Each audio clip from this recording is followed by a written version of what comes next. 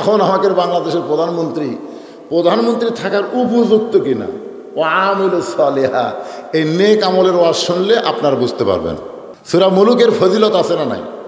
আপনার ফজরের নামাজের পরে এই সূরা মুলুকটা তেলাওয়াত করবেন। হযরত ওমর ফজরের নামাজের পরে সূরা মুলুক তেলাওয়াত করতেছেন, তাবারাকাল্লাযী বিয়াদিহিল মুলকু ওয়া হুয়া আলা কুল্লি শাইইন কাদির। গোটা পৃথিবীর রাজত্ব কর্তৃত্ব মালিকানা কার হাতে? সবাই বলতেছেন না। আচ্ছা, এই কথাগুলো বলাই তো জিকির, মুখ বন্ধ রাখবেন কেন? সমস্ত ক্ষমতার মালিক কে? বিশ্বাস করেন না? বিশ্বাস নাই তো? এখন আমরাই ক্ষমতাবান।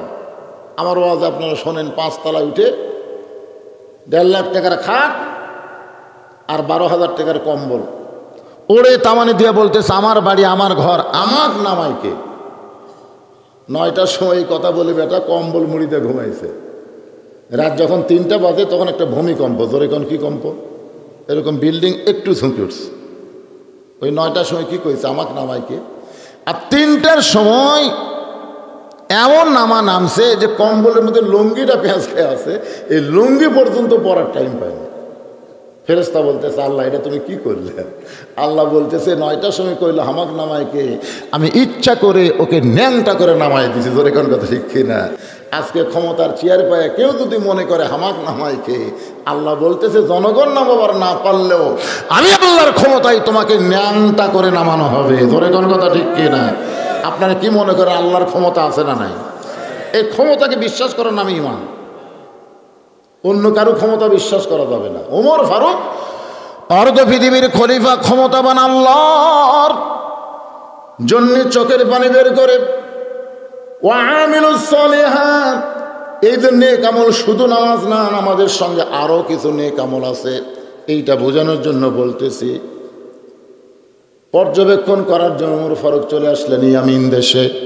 অর্ধ পৃথিবীর খলিফা হযরত ওমর ইয়ামিন দেশে পর্যবেক্ষণ তদন্ত করার জন্য আসলেন। আসার পরে ইয়ামিনের জনগণকে বলতেছে তোমাদের প্রধানমন্ত্রীর খবর কি? তোমাদের প্রধানমন্ত্রীর খবর কি? এখন যদি বাংলাদেশে বলা হয় আমাদের বাংলাদেশের প্রধানমন্ত্রীর খবর কি, জনগণ জানে কি জানে না? এই জনগণ জানে কি জানে না? প্রধানমন্ত্রীর খবর কি জনগণ জানে। ওমর ফারুক অর্ধ পৃথিবীর খলিফা হইয়া একটা প্রদেশ এমিনের প্রধানমন্ত্রীর খবর জানতে চায়। জনগণ বললেন আমিরুল মুমিনিন, আমাদের প্রধানমন্ত্রী মানুষ অত্যন্ত ভালো, আমাদের প্রধানমন্ত্রী সাইদ ইবনে আমের অত্যন্ত ভালো মানুষ, কিন্তু তার বিরুদ্ধে আমাদের 4টা অভিযোগ আপনার কাছে রয়েছে। অত্যন্ত ভালো মানুষ কিন্তু তার বিরুদ্ধে অভিযোগ আমাদের 4টা। ধরে কোন কয়টা? 1 নম্বর অভিযোগ হলো প্রতিদিন কার্যালয়ে দেরি করে আসে ঠিকই কিন্তু দেরি করে আসে। 2 নম্বর অভিযোগ হলো হঠাৎ একদিন কার্যালয়ে আসেই না, হঠাৎ দেখা গেল একদিন তিনি আসলেন না। তার বিরুদ্ধে আমাদের 3 নম্বর অভিযোগ হলো কার্যালয়ে কাজ করতে করতে তিনি হঠাৎ বেহুশ হয়ে পড়ে যান, আমাদের মনে হয় তার মির্কি বেড়াও আছে। 4 নম্বর অভিযোগ হলো রাত্রেবেলা আমাদের প্রধানমন্ত্রীর দরজা বন্ধ করে ঘুমায়া যায়, শত বিপদে ডাকাডাকি করলেও আমাদের প্রধানমন্ত্রী কোনোদিন দরজা খোলে না। ওমর ফারুক বললেন যেই মানুষটাকে তোমরা অত্যন্ত ভালো মানুষ বলতেছো, আবার সেই মানুষের বিরুদ্ধে 4টা অভিযোগ করলে এই অভিযোগগুলো সত্য হয়, তাহলে তিনি প্রধানমন্ত্রী থাকার উপযুক্ত নয়। এখন আমাদের বাংলাদেশের প্রধানমন্ত্রী থাকার উপযুক্ত কিনা ও আমিলু সালিহা, এই নেক আমলের ওয়াজ শুনলে আপনারা বুঝতে পারবেন। যে আল্লাহ তাআলা শারীরিক সুস্থতা দান করে, মনের শান্তি, মানসিক প্রশান্তি পাওয়ার জন্য আজকের এই জান্নাতের বাগানে আমাদেরকে কবুল করেছে।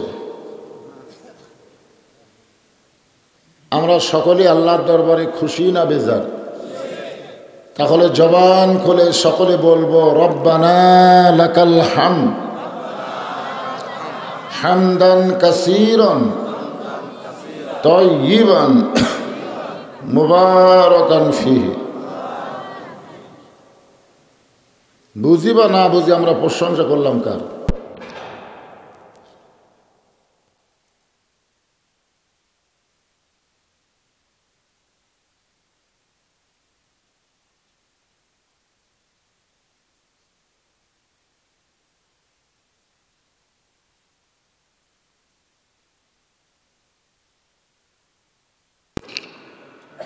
মনে মনে করলাম এর জন্য আমার দোয়া দরকার নেই, বরং ওর কাছে থেকে আমার দোয়া নেওয়া দরকার। যেরকম ঠিক কিনা? হ্যাঁ, আমরা আল্লাহর প্রশংসা এই কারণেই করি যে আল্লাহ পবিত্র কোরআন কারিমের মধ্যে বলেছেন, অমাই ইয়াবতাগি গায়রাল ইসলামা দীনান ফালাই ইউকবালা মিনহু। এই আয়াতের দ্বারা আল্লাহ বুঝাইলেন আমার আল্লাহ নিরপেক্ষ নয়। আমরা অনেক সময় বলি না আমি নিরপেক্ষ, ভাই আমি কোনো দল টল করি না। এরকম কিছু লোক আছে না নাই? মানে দুনিয়াতে ভালো থাকার জন্য নিরপেক্ষর দাবি করে যে আমি কোনো পক্ষ নাই, আমি নিরপেক্ষ। আসলে নিরপেক্ষ কেউ না, স্বয়ং আল্লাহও কিন্তু নিরপেক্ষ নয়। আল্লাহ যদি নিরপেক্ষ হতো তে আয়াতে কারিমা কেন দিলেন? এখানে আল্লাহ বলতেছেন ইসলাম ছাড়া, অমাইয়াবতাগি গয়রাল ইসলাম দীনান, ইসলাম ছাড়া কেউ যদি অন্য ধর্ম গ্রহণ করে, হিন্দু বলেন, বৌদ্ধ বলেন, খ্রিস্টান বলেন, ইহুদি বলেন, যে ধর্মই হোক, ইসলাম ছাড়া আল্লাহ বলেছেন লা ইউকবালা মিনহু, সেইটাকে গ্রহণ করা হবে না, কবুল করা হবে না। এ কথার দ্বারা আল্লাহ বুঝাইলেন আল্লাহ শুধুমাত্র কেবলমাত্র ইসলামেরই পক্ষে। জোরে কোন কথা ঠিক কিনা? এখন আপনারা বলেন আল্লাহ কি নিরপেক্ষ? তাহলে কেউ যদি বলে আমরা নিরপেক্ষ, হ্যাঁ নিরপেক্ষ একটা কথা আছে। স্বাধীনতার 50 বছর পরে এই বাংলাদেশে একজন নিরপেক্ষ মানুষ চেয়ারম্যান হয়েছে। কি পক্ষ? নিরপেক্ষ, মানে হিজড়া চেয়ারম্যান, মানে পুরুষও না নারীও না, এরা হলো নিরপেক্ষ। পুরুষ হলে পক্ষ, নারী হলেও আর এক পক্ষ। ধরে কোন ঠিক কিনা? কিন্তু নারী না পুরুষ না, এটা কি? নিরপেক্ষ। নিরপেক্ষর বাংলা হলো হিজড়া। যেরকম বাংলা কি? হিজড়া। আমরা আল্লাহর প্রশংসা এই কারণেই করব যে আল্লাহ তাআলা আমাদেরকে দয়া করে রহম করে মুসলমানের ঘরে মুসলমান হিসাবে কবুল করেছে। আল্লাহ কিন্তু ওই আমরা যখন দুনিয়াতে ছিলাম না, আর একটা জগতে ছিলাম, সে জগতে বলা হয় রুহের জগৎ। এই জগতে আমরা কতদিন ছিলাম আমরা জানি, কিন্তু ছিলাম তো না। এটা ছিলাম না, এটা কি মানেন না? ছিলাম। ওই সময় আল্লাহ আমাদের কি বলেছিলেন? আলাস্তু বি রব্বিকুম। আবার আমরা যখন দুনিয়ার জগৎ ছেড়ে কবরের জগতে যাব, প্রথম প্রশ্ন কি হবে? মান রব্বুকা। তাহলে যখন দুনিয়াতে ছিলাম না তখনও প্রশ্ন হয়েছে আমি কি তোমাদের রব নই? আবার কবরে যখন যাব তখন বলবে তোমাকে রব কে? মাশাআল্লাহ। ওই সময় সবাই কিন্তু বলেনি, কেবলমাত্র যারা আমরা মুসলমান আমরা সরাসরি বলেছি বালা আপনি হলেন আমাদের রব। জোরে কোন সুবহানাল্লাহ। এই জন্য আল্লাহ আমাদেরকে দয়া করে রবের ঘরে আমাদেরকে প্রেরণ করেছেন। মুসলমানের ঘরই হচ্ছে রবের ঘর। জোরে কোন সুবহানাল্লাহ। এই কারণে আমরা কম প্রশংসা করব না, বেশি বেশি করব। সেজ বিচারের হাইকোর্টেতে তিনি আমায় করবেন পার, আমি পাপী তিনি জামিনদার। ভাগ্যগুণে এমন একটা নবী পাইছি যে নবী আল্লাহর সামনে বলবেন আমার একজন উম্মত যতক্ষণ বাইরে থাকবে আমি রাসূল ততক্ষণ জান্নাতের মধ্যে ঢুকবো না। এই ভাগ্য আল্লাহ আমাদেরকে দান করেছেন। আল্লাহ যখন হাকিম হয়ে আমাদেরকে আসামি করে বিচার করবেন, ওই সময় আমাদের নবী উকিল হবেন, ব্যারিস্টার হবেন, আমাদের পক্ষে ওকালতি করে আমাদেরকে জামিন করে জান্নাতের দরজা পর্যন্ত নিয়ে যাবেন। এমন একজন নবীর উম্মত হওয়াতে খুশি না বেজার? এই জন্যে আর একবার জবান খুলে বলি আলহামদুলিল্লাহ। এখন যে কোরআন থেকে ওয়াজ হবে, এই কোরআন সম্পর্কে 3টা স্বীকারোক্তি আপনাকে দেওয়া লাগবে। 3টা, ধরে কোন কয়টা? 1 নম্বর স্বীকারোক্তি হলো এই কোরআনে কোনো সন্দেহ। আমি কিন্তু এই পর্যন্ত বলবো, পরকারটা আপনারা বলবেন। আমি শুধু বলবো কোরআনে কোনো সন্দেহ নাই, এই কোরআনে কোনো ধোঁকা। যারা বলতেছেন না তারা কি? এই কোরআনে কোনো গোঁজামিল, মাশাআল্লাহ। আচ্ছা, যারা বললেন সন্দেহ নাই, ধোঁকা নাই, গোঁজামিল নাই, তারা কি আপনারা কোরআন শরীফ দেখছেন না এমনি এমনি? না না, এই কোরআন শরীফ দেখা তো দূরের কথা, ধরবার গেলেও যোগ্যতা লাগবে। আপনি এসে যখন তখন কোরআনকে ধরতে পারবেন না। এই কোরআন ধরতে গেলে পবিত্র হওয়া লাগবে। লা ইয়ামাসসুহু, স্পর্শই করা যাবে না, ইল্লাল মুতাহহারুন, যতক্ষণ পর্যন্ত তুমি পবিত্র না হবে। তাহলে যেই কোরআন ধরবার গেলে পবিত্র হওয়া লাগে, সে কোরআনের মধ্যে কি আছে একটু দেখা দরকার আছে না নাই? আমরা কপাল পোড়া মুসলমান, আমরা সারা রাত জায়গায় খেলা দেখি, কিন্তু আল্লাহর কোরআন দেখি না। দরকার ঠিক কিনা? হ্যাঁ, সেই পবিত্র কোরআন থেকে ছোট্ট একটা সূরা, সূরা আসর আপনাদের সামনে আলোচনা হবে। আল্লাহ তাআলা এই সূরাটা নাজিল করেছেন মক্কায়, সময়ের কসম দিয়া। ধরে কোন কিসের কসম? আল্লাহ বলেছেন ওয়াল আসর, আসর মানে সময়। আল্লাহ সময়ের কসম খেলেন, কারণ সময় অত্যন্ত গুরুত্বপূর্ণ একটা জিনিস। মিশে মায়ায় বন্দি থাইকা করলাম কত খেলা, পশ্চিমে তাকিয়া দেখো তোমার জীবনের ডুইবা গেল বেলা। বেলা মানে কি? সময়। এক পলকের নাই ভরসা, মিশে সকল আশা, কখন বুঝি দারুণ ঝড়ে তোমার ভাঙবে দেহ বাসা। যে সময় আল্লাহ তাআলা সূরা আসর নাজিল করেছেন, ওই সময় মক্কার অবস্থা খুব একটা ভালো ছিল না। কি ছিল না? বর্তমানে বাংলাদেশের অবস্থা খুব ভালো, খুব ভালো। সবচাইতে খারাপ দিক যেটা আমরা এবার দেখলাম, সেটা হলো মুসলমানের বাচ্চা হয়ে বিধর্মীর পতাকা নিয়ে বাঁদরামি করলো। যেরকম কি করলো? বাঁদরামি। বান্দর যেরকম লাফায়, এরা সেরকম লাফালাফি করলো।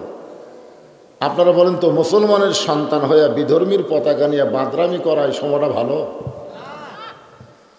সবচাইতে খারাপ সময় রাত 3:30 পর্যন্ত খেলা দেখে, আর ফজরের সময় ঘুম পাড়ে। এই সময় খুব ভালো নাকি? হায় হায় রে, 3:30 পর্যন্ত হয়েছে করলো, আর সালাতুল খায়মের নাম যখন মুয়াজ্জিন বলতেছে তখন ঘুমালো। কঠিন একটা সময় আমাদের বাংলাদেশে চলতেছে। জোরে কোন কথা ঠিক কিনা? হ্যাঁ, ঠিক এই সময়ের দিকে খেয়াল করে আমি সূরা আসর আপনাদের সামনে আলোচনা করতেছি। বাইরে যারা দাঁড়া আছেন, আপনাদের নিয়ত কি? বসেন, বসেন। ঈমান নিয়ে আমলের নিয়তে 1 ঘন্টা যদি এই জায়গায় আপনি সময় দিতে পারেন, 60 বছর নফল ইবাদত করার সওয়াব আল্লাহ দিয়ে দেবে। 1 ঘন্টা সময় দিতে পারবেন না? সময়ের দাম আছে না নাই? আছে। এই আজকের এখানে সময় দেন, এই সময়ের দাম আছে। বাইরে ঘোরা সময় দিয়ে লাভ নাই। তো আমরা ভালো জায়গায় সময় ব্যয় করতে পারি না।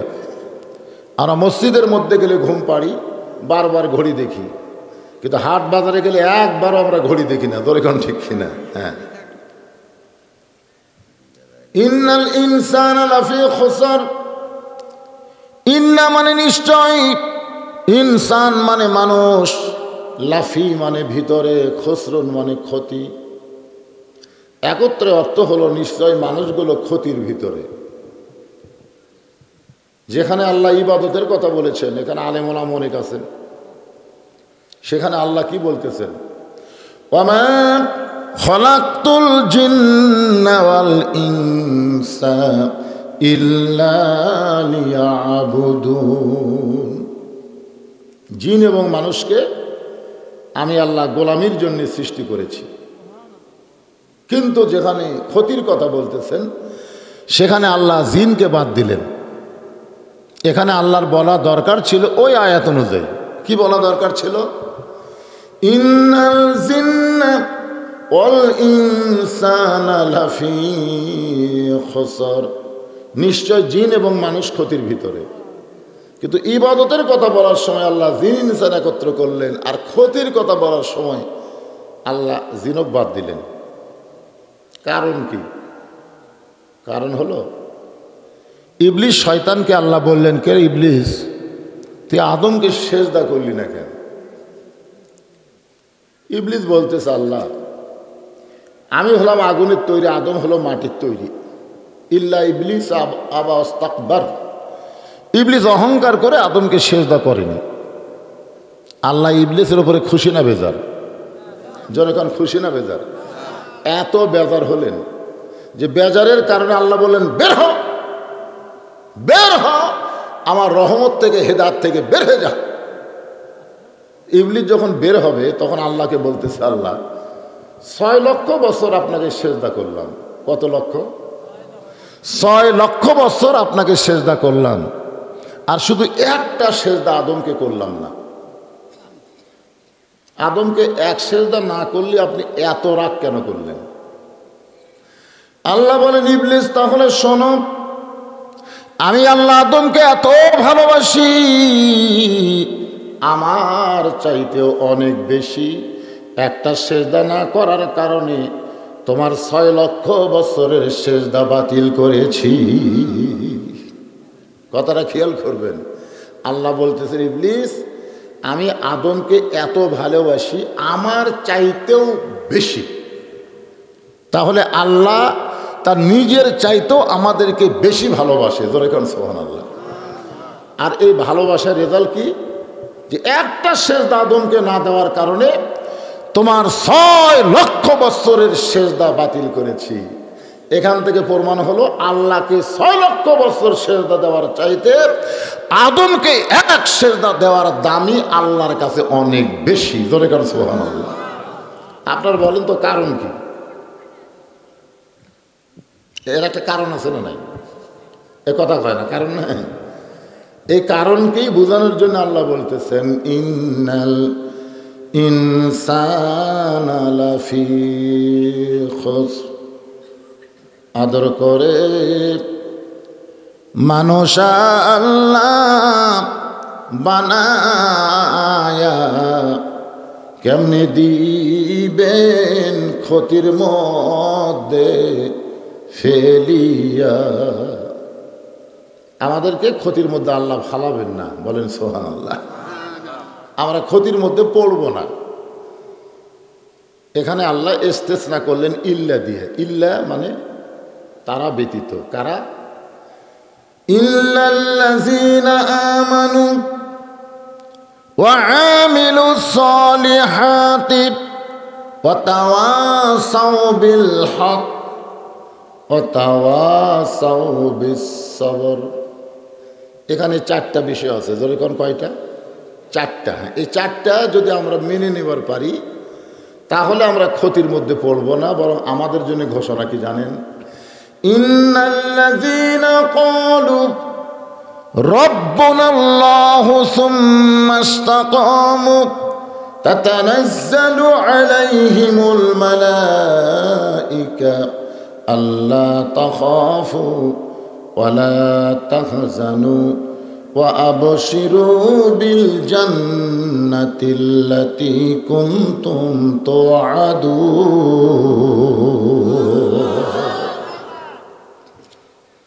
সালামুন আলাইকুম তিবতুম ফাদখুলুহা খালিদিন। তোমাদের দেহ যাবে কবরে, তাই বলে মনে করো না যে তোমাদের কবর হবে। আমাদের ভিতরে যে রুহুটা আছে, এই রুহুর কবর হবে না, হবে দেহের কবর। খাঁচার কবর হবে, কিন্তু ফাঁসার পাখির কোনো কবর হবে না। এই চারটি কাজ যারা করবে তাদের দেহ কবরে যাওয়ার সঙ্গে সঙ্গে তাদের পাখিটা জান্নাতের বাগানে পৌঁছে দিবে। ধরে কোন সুবহানাল্লাহ। এখন আসেন, 1 নম্বর কি? ঈমান।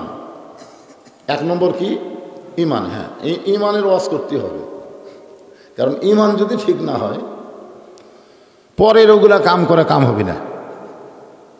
এখন দেখতে হবে বাংলাদেশের মানুষের ঈমান ঠিক আছে কিনা। পৃথিবীর ভিতরে সবচাইতে বেশি মুনাফিকের দেশ হলো বাংলাদেশ। জোরে কোন কিসের দেশ?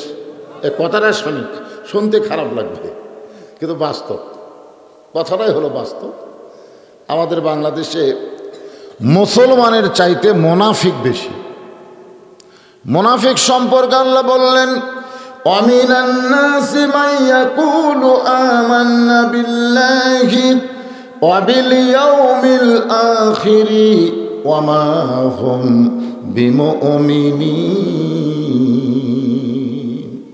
মানুষের মধ্যে এমন কতগুলো মানুষ আছে যারা বলে আমরা আল্লাহ বিশ্বাস করি, আখিরাতকে বিশ্বাস করি। আল্লাহ বলতেছেন এরপরেও তারা মুমিন নয়। এরপরে তারা কি নয়? মুমিন না। এ কথা আল্লাহ কেন বললেন? এ কথা আল্লাহ বলার পিছনে কারণ আছে না নাই? এই কারণটা আগে আমাদের ঈমানকে খেয়াল করা লাগবে। আমাদের ঈমানের খবর কি?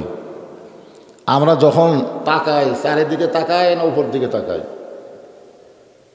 এই তাকা তাকি বোঝেন না? লোকটা তাকা দিয়ে করতেছে। আমরা যখন তাকাই তখন কি উপর দিকেই না চারিদিকে? হ্যাঁ, চারিদিকে তাকায় এরা হলো দুর্বল ঈমান। আর উপর দিকে তাকায় যারা কাজ করবে তারা হলো আসল ঈমান। জোরে কোন সুবহানাল্লাহ। যার একটা দৃষ্টান্ত দিই, যে আসরের নামাজ পড়ে জমির ধান দেখবার গেছে, ধান দেখবার যায় দেখে ওপর জমির পানি আছে, নিচে ওর জমির পানি নেই। নিচে জমি কি নাই? পানি নেই। তখন লোকটা চারিদিকে তাকাচ্ছে, এবার চারিদিকে তাকায় দেখে কোনো মানুষ নেই। আস্তে করে বসে জমির আল কাটে দিচ্ছে। আল কাটে দেয়, ওই পানি দিয়ে হাত ধরছে। আবার দাঁড়ায় চারিদিকে তাকায় দেখতে যে কেউ দেখেনি। লোকটা খুশি হয়ে বলতেছে আলহামদুলিল্লাহ, কেউ দেখেনি। আপনারা সত্যি করে বলেন তো, এই লোকটার নামাজ আছে কিন্তু ঈমান নাই। ধরে কোন কি নাই? কারণ চারিদিকে না তাকায় যদি বলতো কে দেখতেছে। আজকে আমাদের বাংলাদেশের অবস্থা হয়েছে তাই 30 তারিখের ভোট 29 তারিখে হয়ে যায়। ধরে কোন কথা ঠিক কিনা? একটাই কারণ হলো ঈমান নাই। ধরে কোন কি নাই? আপনারা কি মনে করতেছেন আমার ভোট আপনি দিবেন আর আপনি জান্নাতে যাবেন? এতই সোজা। আল্লাহ কোরআনে বলেন, ইন্নাল্লাহা ইয়ামুরুকুম আন তুআদ্দুল আমানাতি ইলা আহলিহা ওয়া ইযা হাকামতুম বাইনান নাস আন তাহকুমু বিল আদল। আল্লাহু আকবার, আল্লাহ।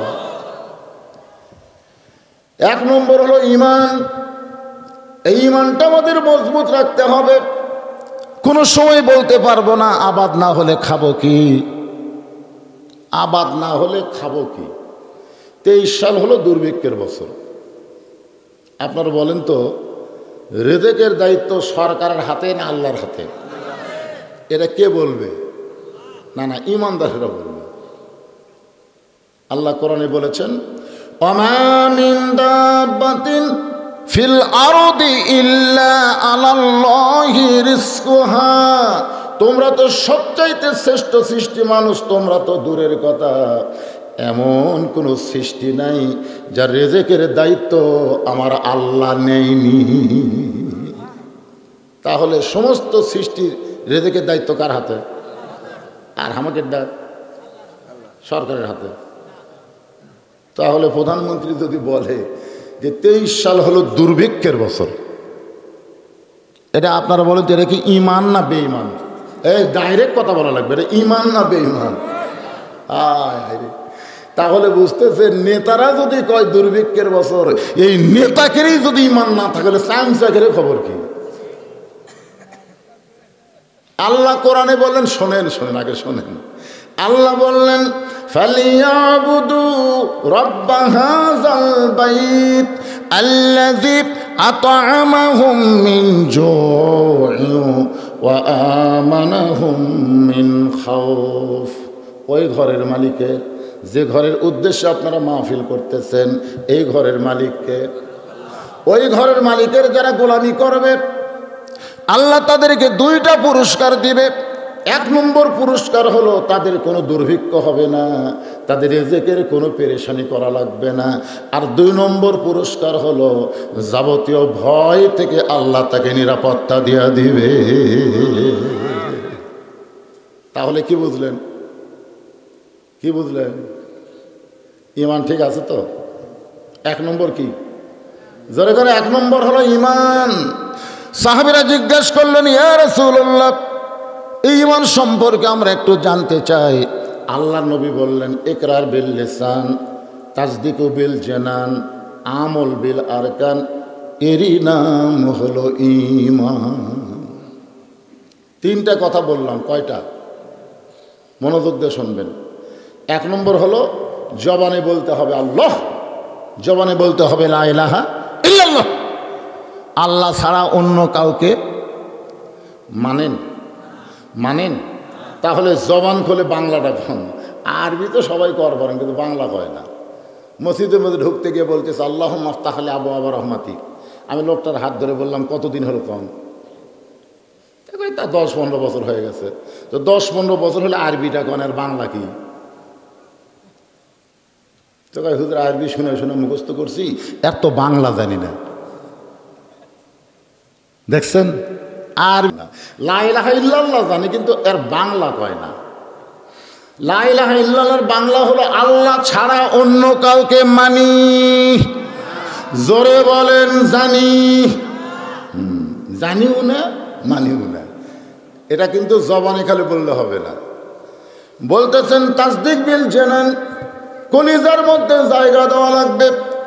আপনার দেহের মধ্যে সবচাইতে দামি জায়গার নাম হলো কলিজা। দামি জায়গার নাম কি? এই কলিজার মধ্যে ইমানকে সেট করা লাগবে।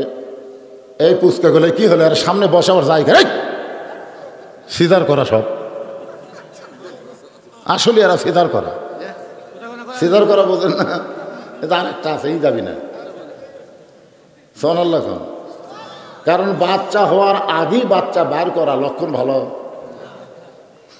ডাক্তারের কাছে যদি খালি আপনার বউকে নিয়ে যান, মসজিদে যাওয়ার জন্য রওনা দেয়, বাবা চিন্তা করে যে বেটা আমার 3টা পর্যন্ত হয়েছে করলো, সেই বেটার খবর কি?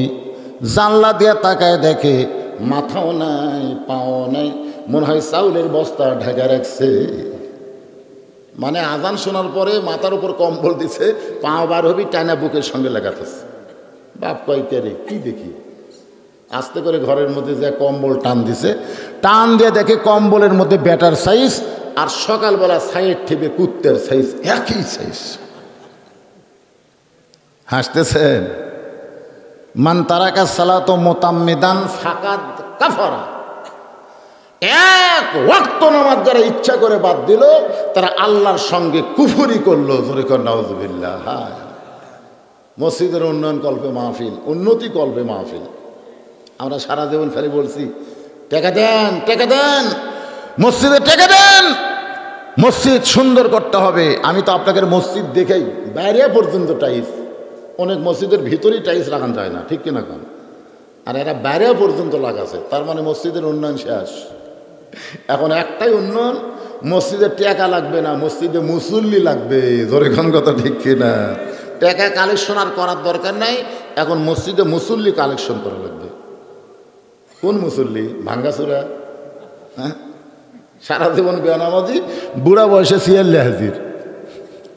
দাদা লাতিক কয় আমি তো আর খাড়া হয়ে পারি না রে, চেয়ারটা মসজিদে লিয়া যায়। এখন মসজিদের সেক্রেটারি সাহেব চেয়ারত বসতে নামাজ পড়ে, পাশে সভাপতি চিন্তা করে কে রে, আমি হলাম সভাপতি, আমি খাড়া হয়ে থাকি আর সেক্রেটারি বসে, আমার সম্মান কম। লাতিক কছে সেক্রেটারি পাশে তুই আর একটা চেয়ার সেট করিস। এখন সভাপতি সেক্রেটারি 2 জন চেয়ারত বসে নামাজ পড়ে, গরিবের বাটা ইমাম আর ফতুয়া দিবার পারে না। আজকে ফতুয়া দিচ্ছে চেয়ারে বসে নামাজ হবে না। যদি কোনো আলেম বলতে পারে চেয়ারে বসে নামাজ হবে, তার দলিল দেখাতে বলবেন। চেয়ারে বসে নামাজ হবে না, হবে বাড়িতে হবে, বাড়িতে হবে। অসুস্থ মানুষ বাড়িতে আপনি বসে পড়েন, শুয়ে থেকে পড়েন, কাত হয়ে পড়েন, শীত হয়ে পড়েন, ইশারাতে পড়েন, সমস্যা নাই। কিন্তু জামাতে যখন নামাজ পড়তে যাবেন, তখন জামাতে নামাজ পড়া যেমন ওয়াজিব, কাতার সোজা করা তেমন ওয়াজিব। জোরে কোন কথা ঠিক কিনা? যতক্ষণ কাতার সোজা হয়নি ততক্ষণ পর্যন্ত রাসূল ইমামতি শুরু করেনি। আমরা 5 ওয়াক্ত নামাজ মসজিদ আদায় করব জামাতের সঙ্গে। জোরে বলেন কিসের সঙ্গে? এই জামাতের সঙ্গে যখন নামাজ আদায় করতে যাই তখন আমরা অনেক কিছু শিখি। আমার নিজের দেখা কথা বলতেছি, আমি নিজে দেখছি। আমি মসজিদের মধ্যে ঢুকবো, ঢুকবার যার পারতেছি না। মসজিদের মধ্যে 3 জন মুসল্লি, কয়জন? 3 জন মুসল্লি ঢুকছে। ওরা বারবার ঘড়ি দেখতেছে, কিন্তু একটা হুজুরও নাই, একটা হুজুরও নাই। এখন ওরা ঘড়ি দেখতেছে, ইমামতি করবে কে? আমি ঢুকবার যা চিন্তা করলাম, এই সুযোগ আমি ঢুকলেই তো আমাকে সামনে দিবে। দেখি তো ইনারা কি করে। এটা কিন্তু মসজিদের কাছে না গেলে আপনি বুঝতে পারবেন না। আমি খেয়াল করে দেখলাম, আমার এলাকার একজন আওয়ামী লীগ নেতা, একজন বিএনপি, আর একজন জামাত ইসলাম। আল্লাহ ঠিক খাম, 3 দলের 3 জন। 3 দলের কয়জন? 3 জন। এখন জামাত ইসলাম বলতেছে, আপনি সরকারি দল, আপনার দল ক্ষমতায় আছে, আপনি সামনে যান। এটা কিন্তু বোঝানোর জন্য বলতেছি, জামাতে নামাজ পড়লে লাভটা কি? তো বলতেছে, না ভাই, আমি তো সারা জীবন সবসময় না, মাঝে মধ্যে নামাজ পড়ি, কিন্তু পড়ানোর মতন ক্ষমতা আমার নাই। বিএনপি বলতেছে, খুব বেশি পারলে আমি আকামত দেবার পারি, পড়াবার পারি না।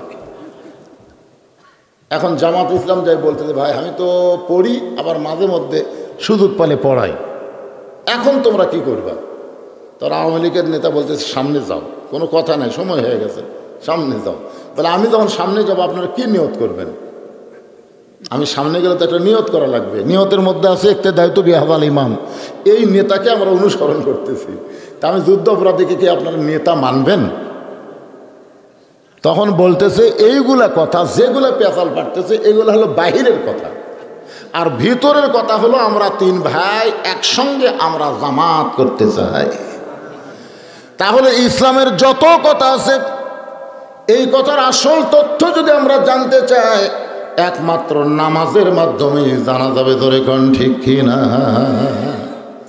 ছোট বড়, কালো ফর্সা, ধনী গরিব, এসপি সাহেব সামনে কাতারে দাঁড়ায় দেখে একজন মুসল্লি ছাড়া কাতার পুরা হচ্ছে না।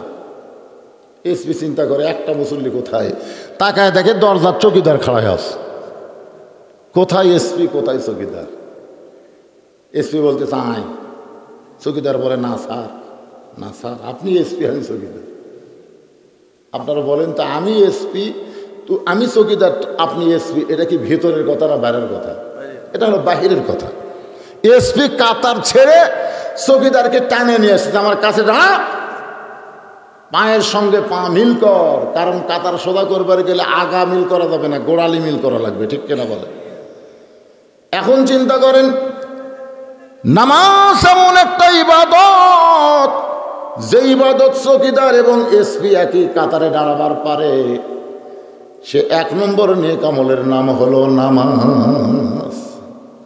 এ নামাজ সর্বসাকুল্যে 5 ওয়াক্ত। ধরে বলেন কয় ওয়াক্ত? 5 ওয়াক্ত নামাজ। আল্লাহ পাক এই 1 নম্বর আমল নামাজ আমাদের সকলের জন্য কবুল করুক। জোরে কান আমিন।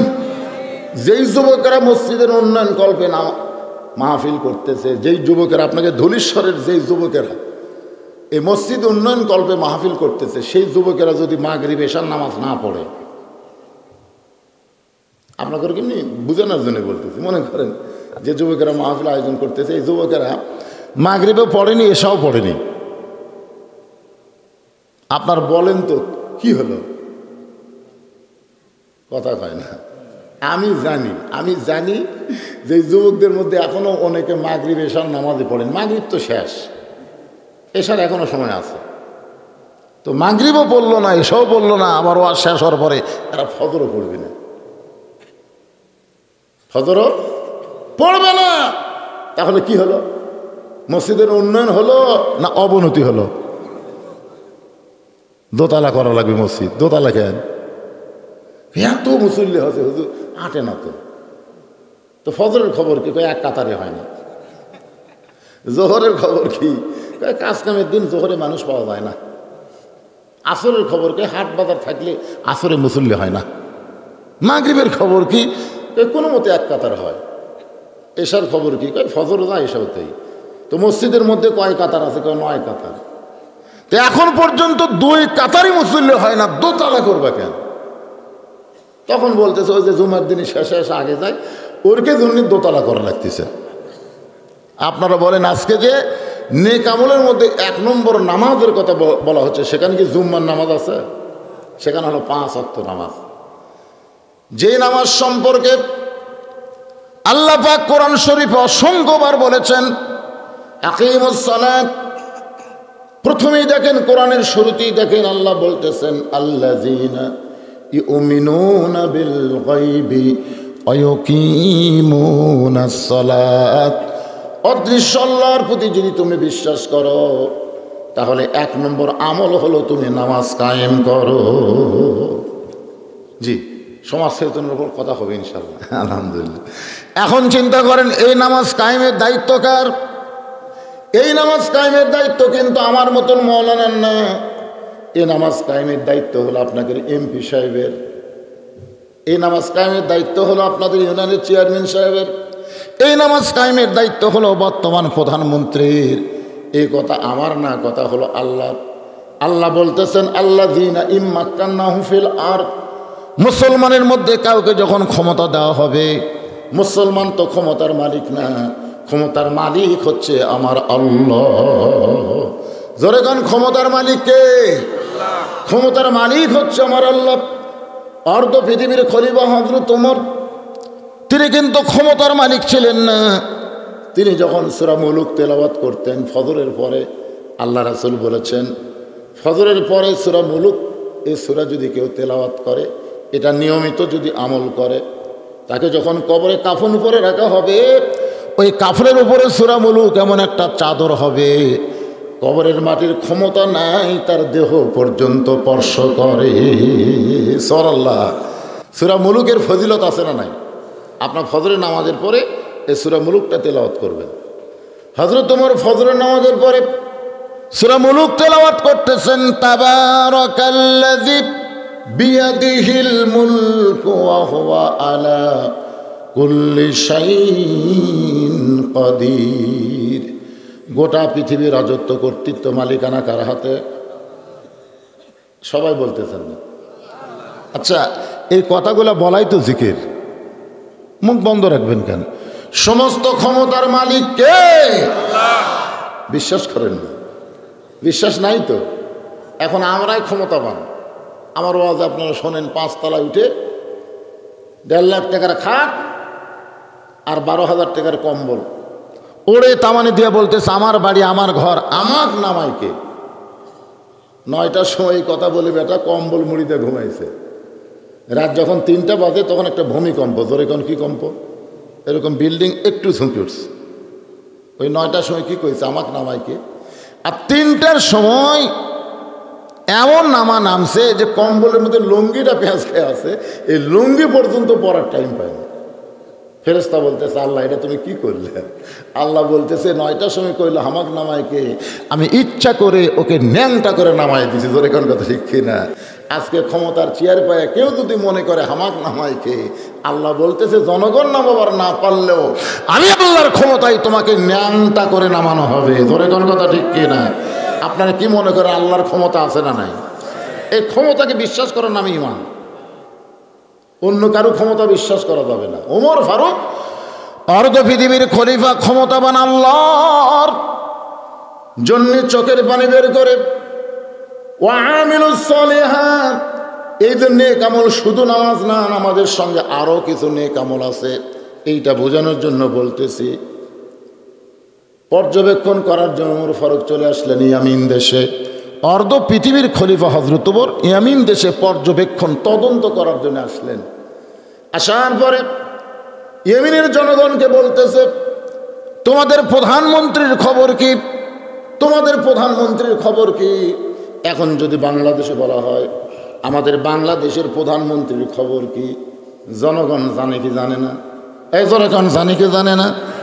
প্রধানমন্ত্রীর খবর কি জনগণ জানে?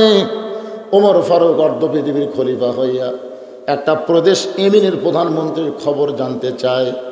জনগণ বললেন, আমির আল মুমিনিন, আমাদের প্রধানমন্ত্রী মানুষ অত্যন্ত ভালো, আমাদের প্রধানমন্ত্রী সাইদ ইবনে আমের অত্যন্ত ভালো মানুষ, কিন্তু তার বিরুদ্ধে আমাদের 4টা অভিযোগ আপনার কাছে রয়েছে। অত্যন্ত ভালো মানুষ, কিন্তু তার বিরুদ্ধে অভিযোগ আমাদের 4টা। ধরে কোন কয়টা? 1 নম্বর অভিযোগ হলো প্রতিদিন কার্যালয়ে দেরি করে আসে ঠিকই, কিন্তু দেরি করে আসে। 2 নম্বর অভিযোগ হলো হঠাৎ একদিন কার্যালয়ে আসেই না, হঠাৎ দেখা গেল একদিন তিনি আসলেন না। তার বিরুদ্ধে আমাদের 3 নম্বর অভিযোগ হলো কার্যালয়ে কাজ করতে করতে তিনি হঠাৎ বেহুশ হয়ে পড়ে যান, আমাদের মনে হয় তার মির্কি বেড়াও আছে। 4 নম্বর অভিযোগ হলো রাত্রেবেলা আমাদের প্রধানমন্ত্রীর দরজা বন্ধ করে ঘুমায়া যায়, শত বিপদে ডাকাডাকি করলেও আমাদের প্রধানমন্ত্রী কোনোদিন দরজা খোলে না। ওমর ফারুক বললেন, যেই মানুষটাকে তোমরা অত্যন্ত ভালো মানুষ বলতেছো, আবার সেই মানুষের বিরুদ্ধে 4টা অভিযোগ করলে এই অভিযোগগুলো সত্য হয়, তাহলে তিনি প্রধানমন্ত্রী থাকার উপযুক্ত নয়। এখন আমাদের বাংলাদেশের প্রধানমন্ত্রী থাকার উপযুক্ত কিনা, ও আমিল সালেহা, এই নেক আমলের ওয়াজ শুনলে আপনারা বুঝতে পারবেন আপনাকে চেয়ারম্যান থাকার উপযুক্ত কিনা। নাম তো শুনলাম জ্ঞানেন্দ্র নাকি? মাশাআল্লাহ, জাযাকাল্লাহ, বুঝবেন খেলা। একটা গান ছোটবেলায় আমি শুনতেছিলাম, বুঝলেন? গানের অর্থ তখন বুঝিনি, কিন্তু এখন বুঝি। যদি ফুলগুলো হয় অভিমানে ঝরে যাই, আমি মালা গেথে বলো কারে পরাবো, সে যে কেন এলো না, কিছু ভালো লাগে না, কবরে আসো তারে আমি মজা দেখাবো। তা আপনারা তো মজা এখন বুঝবেন না, মরার পরে বুঝবেন। ধরে কোন ঠিক কিনা? এমন দেওয়া দিবি না, আয় হায় হায় রে। যাক, যা করছেন। আমি আর ডাইরেক্ট কিছু বলে পারলাম না, অ্যাঙ্গেলে ম্যাট দিয়ে গেলাম, পরে চিন্তা করবেন। যা, আল্লাহর বান্দারে এখানে ওরা এখনো ডাকে আছে, এখানে দরজা চাই। এরা কি বলবে চিনে না? কে চেনো না? বসো। ও আসে না, বক্তা হলে খাড়া হয়ে থাকে মানুষ, যে ও ষাটে কি ষাটে না, আগে বসে কি করবো। কিন্তু আমার ব্যাপারে তো আসে না নাই। সরাসরি ওয়াজ যদি নাও শোনে, ওই লোকটা বলছে হুজুর 20টা ওয়াজ আমার মোবাইলে আছে। তার মানে কি সরাসরি শোনেনি, মোবাইলে শুনছে? এরকম লোক আছে না নাই? জোরে আছে, বহু লোক আমাকে বলে হুজুর আজকেই প্রথম দেখলাম, কিন্তু 10 বছর থেকে আপনার ওয়াজ শুনি। তাহলে আমার চিনে না, জানে না, এমন লোক তো নাই। খাড়ায় থাকা লাগবে কেন? বসেন। ওমর ফারুক ইয়ামিনের প্রধানমন্ত্রীকে কাছে ডাক দিয়ে বললেন, রে সাইদ ইবনে আমের, তোমার বিরুদ্ধে তোমার জনগণ 4টা অভিযোগ করেছে। এই অভিযোগগুলো যদি সত্য হয়, তাহলে তুমি প্রধানমন্ত্রী থাকার উপযুক্ত নয়। এই অভিযোগগুলো যদি সত্যি হয়, খুব খেয়াল করবেন, তাহলে তুমি প্রধানমন্ত্রী থাকার উপযুক্ত নয়। সাইদ আমের বলে, আমির আল মুমিনিন, জনগণ আমার বিরুদ্ধে যে 4টা অভিযোগ করেছে, এই সমস্ত অভিযোগ সত্য। ওমর ফারুক বললেন, তুমি ইচ্ছা করলে বলতে পারতা অভিযোগগুলো মিথ্যা, কিন্তু তুমি সত্য স্বীকার কেন করলে? সাইদ ইবনে আমের বললেন, আপনি যদি আমার বিচারক হতেন, আপনি আমার বিচারক, তাহলে বলতাম মিথ্যা, অভিযোগগুলো মিথ্যা। কারণ আপনার কাছে বাঁচার জন্যে আমি মিথ্যা কথা বলে আমি প্রধানমন্ত্রীর পদ টিকায় রাখতাম। কিন্তু আমি তো বিশ্বাস করি আপনি আসল বিচারক না, আসল বিচারক হলো আমার আল্লাহ। খুব খেয়াল করবেন, ইমানের বলে বলিয়ান হয়ে আসল বিচারককে। আজকে বাংলাদেশে যে বিচারগুলো হচ্ছে, এগুলো কি আসলেই বিচার? এগুলো বিচার? পরিমনের মতন বিশ্ব ব্যবসাকে জামিন দেয়, আর মামুনুল হকের মতন আলেমদেরকে জেলখানায় ঢুকায়। ধরে কোন কথা ঠিক কি না? দোষ কি? দোষ হলো একটা মেয়ে নিয়ে ধরা পড়ছে, সাংবাদিক জিজ্ঞাসা করে, এটা কে? মামুনুল হক 3 বার আল্লাহর শপথ করছে, 3 বার আল্লাহর শপথ করে বলছে এটা আমার বিবাহিত বউ। তখন একজন সাংবাদিক বলতেছে, সত্যিই যদি বিবাহিত বউ হয় তাহলে কাবিন কোথায়? এখন আপনারা বলেন তো, বউ কেউ কাবিন সাথে যা ঘরে? আমাকে বাংলাদেশের সাংবাদিক কাবিন খোঁজ করতেছে, অথচ শাকিব খানের কাছে যে মেয়ে ঢুকতেছে তাকে পেট মোটা করে দিচ্ছে। তোর কোন কথা ঠিক কিনা? যাই যাচ্ছে তার পেটে একটা করে বাচ্চা ঢুকে দিচ্ছে, অথচ এই শালা শয়তান এখন পর্যন্ত ধরা পড়েনি। তোর কোন কথা ঠিক কিনা?